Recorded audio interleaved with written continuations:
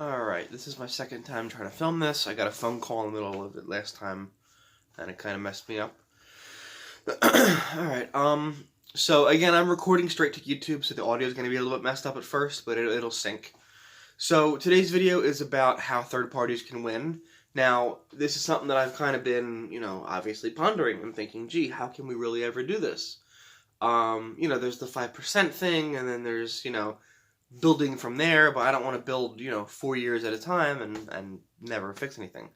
So let me just first start by dispelling a myth, because I get a lot of shit from people on social media like, oh my god, you're supporting the Green Party, you're supporting this person, you gotta support Biden, because we gotta beat Trump. Like, fuck you. I don't have to vote for anybody. So in 2016, people who voted for Jill Stein were shamed, like, oh my god, you elected Trump, look what you did.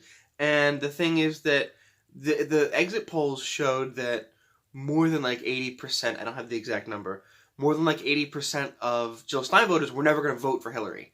Like, they were like, yeah, I was either going to stay home, or I was going to write in Mickey Mouse, or I was going to just vote for Johnson or somebody else. I was never going to vote for Hillary. So to say that, Jill had 2% and Hillary had 48%, oh my god, look, it would have been 50%. It was never going to be 50%. And that's the thing, is that a lot of them look at like small margin victories for Trump and go, oh my god, if Jill Stein had not been there, people would have voted for Hillary and she would have won that state.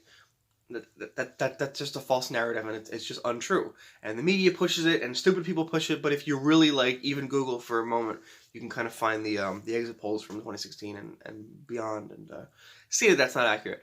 So the way to get a third party to actually win is something that the parties are not going to be okay with, but the people will. If you propose this to regular people, they'll be behind it, and there's a good chance you could probably get it on a ballot. And that's to remove political parties from the ballots. So what I mean by that is, like, I'm in New Jersey, and I actually got my mail-in ballot yesterday. Sorry, my hair is, like, wet. I just got out of the shower. I got my mail-in ballot yesterday, and it's Biden and Bernie, and then there's a write-in. So the thing is that, you know that it's all Democrat because it's the primary. But for example, in November, it's going to be Trump and Biden and then somebody else. If it didn't have parties, that's how a third party wins. Now, of course, with a national candidate, that's kind of going to be obvious. Everyone's going to know who's that, who's who. But there's going to be a small percentage of people that don't know or don't care. And that's what you want to aim for, because you look at a governor's race. Most people are not going to, let's say you go to the poll for the presidential election, and then it's Biden and it's Trump. But then underneath of it is your governor election. And it's, gee, I don't know which party each person is. I'm going to have to educate myself on who they are when you get your provisional ballot, or your, the sample ballot, I mean. So it would force people to educate themselves about the politicians. At least a little bit. Oh, okay, this guy wants to raise my taxes. Oh, but he wants to give me all these great services in response. Oh, this guy wants to cut taxes for the rich and do nothing for me. So it would force people to learn at least a little bit. Or they would just do eeny, meeny, miny, mo, which would help in some cases too, because they wouldn't vote for an establishment person. They'd vote for one of the independents. And you can have a little slogan, like Biden has something stupid, like Democratic Committee or whatever, like something just like whatever, and Bernie is not me, us. It's a great slogan. I love that. So you could have a little saying like that, or a little phrase or something like that, and then that's it. Bernie Sanders, not me, us. Do you choose this person or do you choose this person? And that's how it would be. So to do that, obviously ranked choice voting would be the best, but I think that people don't understand that yet. I think we're very early in trying to get that. Maine, I believe, just passed that.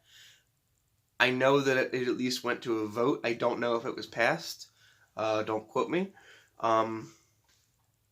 But ranked choice voting would obviously be the best option for a third party, but also just removing political parties from the platform. And I think if you put petitions together, people would support that. Yeah, I don't want that, because you explain to them that it forces people to educate themselves. There's a lot of people that just choose not to. They just, close their eyes and go Democrat, Democrat, Democrat, Democrat, or Republican, Republican, Republican. And what are you accomplishing? Nothing. The parties mean nothing. They're both owned. They're both big moneyed interests just supporting the will of their donors and the will of the 1% and billionaire class. Why? Why? What is to be gained? Now I'm trying to figure out why they're corrupt. But yeah, so that's kind of the solution. And actually, it's not my idea. I don't want to take credit for it. I think I forgot to mention this, but I actually heard this from Governor Ventura, Jesse Ventura, who I'm really hoping is going to run. He's got a medical issue, which he told us about, that I don't know if that's been released, so I'm not allowed to say anything. But, if he runs for office, he loses his health care, he loses his job, so he doesn't want to do that. But, yeah, it was his idea, or at least that's where I heard it from, Governor Ventura and Jesse Ventura. I'm a huge supporter of, and I would love him to run. And honestly, like, the Greens might try to screw him, but really, if any political party in this country just says, here's our nomination, excuse me, he would get more than 5%. I estimated that it would be about 7 million votes you would need, more or less. I added more from last time as far as how many people voted. But you would need about 7 million votes. Obviously, more is better, but 7 million, like, I was on Instagram today, the NFL fan page, like the NFL official page on Instagram, has 20 million followers. If just 7 million people, it's not that much, just voted for a third party, they would get the 5%. They would get matching funds.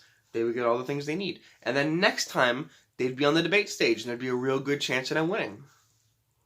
Or at least it being more of a fair fight.